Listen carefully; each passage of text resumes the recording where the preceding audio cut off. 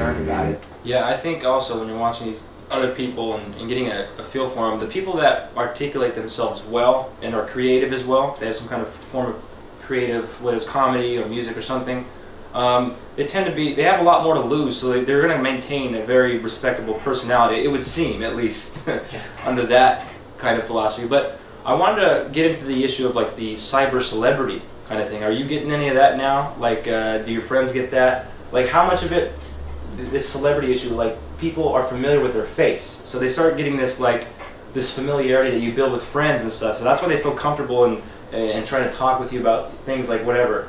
But so getting a certain amount of subscribers, does it elevate you to like a cyber celebrity, and do people unconsciously just feel this connection to you as a friend or something? What is that? I think some people do. Yeah. And this is what made me think of Rebecca Schaefer as soon as Rhyme Wizard started kind of zeroing in on me, because she really was a celebrity. She was an actress. But and I see this whole celebrity cult worship where people will completely fixate on somebody they see on TV or in the movies or some other kind of media, and can't get it through their heads that this person is a stranger to them. They don't know who they are, even though they're familiar with them to a certain degree, and they may know certain tidbits about them. Still, we don't know this person, and trying to contact this person as though you do know them, and then spilling your guts almost, as though you two are lifelong friends. For the receiving end, that's just creepy, and they don't quite grasp that. Yeah. It seems like when we get involved with the technology like the internet, it really starts to dissolve the boundary that used to exist between public and private life.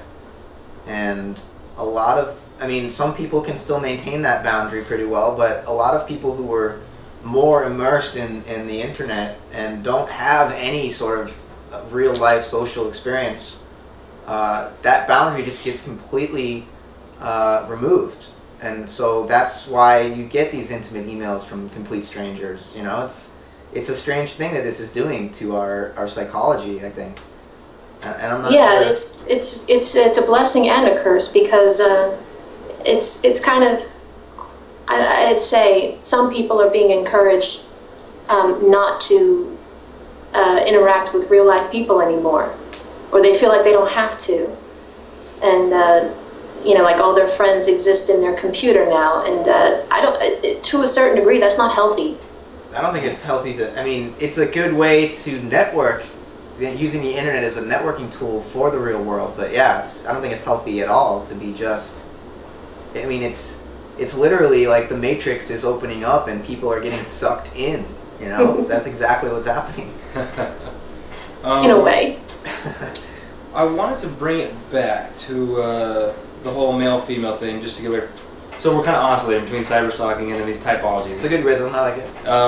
But I watched a video on YouTube not too long ago about the differences between the sexes, and they went around, they were doing studies on college campuses, and they had two fairly attractive, they had a male and female that were decently attractive to other people, right? So they would have them go out on campus and just propose casual sex. And like, would you be up for casual sex tonight? And 100% of the women that were asked said no. And like 70, and then so the guy got turned down 100% of the time. But the girl that went around and asked the guys, she had like a 70% yes response. So there's something to it, there is something to it. And that's hilarious. But it just reminded me of a joke by Chris Rock, because I don't remember which stand-up special he said it in, but he was talking about how men will take it whenever they can, whenever they're offered, because they're not offered very often. But women are basically offered every minute of the day since they're like 13 years old. That's why that guy got turned down over and over. Oh, goodness. They know they're going to get way more opportunities, but the men probably aren't so sure when the next opportunity is going to come along. Yeah, so that's... Do you see this as a problem? Is this like women aren't sexually liberated enough, or is it just a natural biological thing, or like... do you think this should change, or is it fine the way it is? Like, what do you think? Actually, I think women are so liberated that they are not slaves to it anymore, or the way, they don't have to, give in every single time they're offered. Right. But again, I think that more or less is just a culture. Well, apparently they don't, according to the study. But do you think it's like, what if women wanted to be the more? What if women want to start courting? Should men just sit back and say, you know what, I'm not going to have a chance, just let the women start courting, and if they want it, then good times. Is that... Well, some women already do. Is that a better way? If you were going to give advice to men, do you say just like, have a good time and let the women court you, or do you say, keep trying for it, keep trying for it? What do you say? Keep trying for it, keep trying for it. As long as it's not the same person over and over again who keeps turning you down.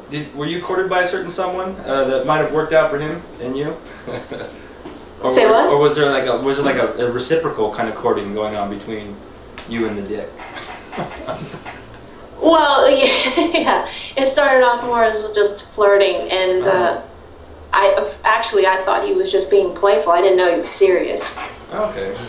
Well, maybe that's... But when I realized he was serious, like, I could give this a shot. What do you think about this idea, Peach, that we break off this dichotomy between males and females too sharply, and that in fact there's more of obviously biologically you can see that there's a clear difference usually, but in terms of personalities and behaviors, would you say that there's more of a gradient between masculine and feminine, and that some personalities who are biologically male, or obviously there's homosexual people who maybe they are biologically one sex, but their personality is a little bit more like the other sex. Do you think that there's more of a gradient here, and that we too sharply divide the sexes as if it's just male or female? I don't think we do so much anymore. I think we've grown so tolerant a society that we don't. Most of us. Yeah, that we. You're in Oklahoma. How's that going? Yeah. Are they very tolerant over there? Not so much. Tolerant of anything. So I'm talking about in general. Like in San Francisco, we're all pretty much. Yeah. Well, I think people who complain just don't understand that how we've changed so dramatically in the last 100 years socially. At least 50 years ago, a woman was considered kind of a slut if she just even asked a guy out. Nowadays, it's no big deal. I think that'd be awesome, actually. Yeah. If more women started asking out the guys. Yeah. And let's get into the old taboo. Well, it's not even taboo, but it's the older man, younger woman has been like a traditional kind of thing. But this older woman, younger man kind of thing, is that? You might see it. Did they do that kind of thing on Desperate Housewives with like the gardener? I don't know. What do you think about that kind of thing going on? Should we be seeing equal amounts of just like be liberal? If you feel the attraction and you're both adults, why not? Yeah, I got no problem with that. In fact, my youngest aunt is kind of a cougar. She's like almost 40 years old, and her husband's my age. So it's kind of cool for her. They don't care. They're in love. What does it matter what anyone else thinks? Right.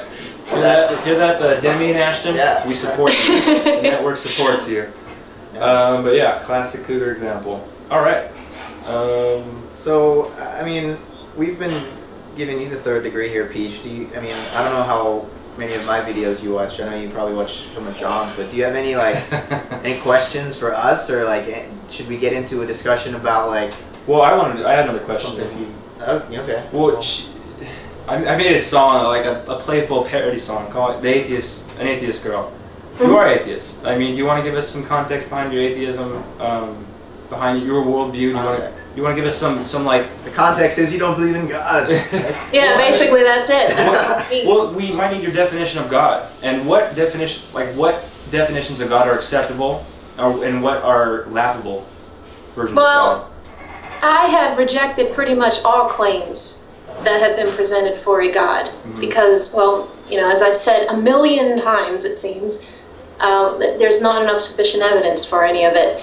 But, I'm also, I don't say it I don't say it enough, but I'm also very skeptical of most all supernatural claims.